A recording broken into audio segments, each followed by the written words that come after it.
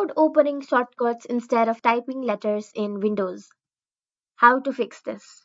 Hello everyone, this is Sabrina here to help you today. So without any further ado, let's get right into the video. So usually this problem is due to sticky and filter keys being enabled. If this is the case, the process is very simple.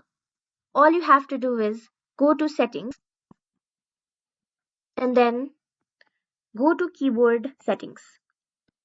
Simply search for keyboard settings, or what you can do is directly search for sticky keys, and in this keyboard shortcuts, if this use sticky keys is turned on, simply turn this off like this, and then uncheck this allow the shortcut key to start sticky keys. After that, your problem should be fixed. So that's it. Thank you for watching this video. Make sure to like, share and subscribe to our YouTube channel. If you got any questions, comment them down and I'll catch you in the next one.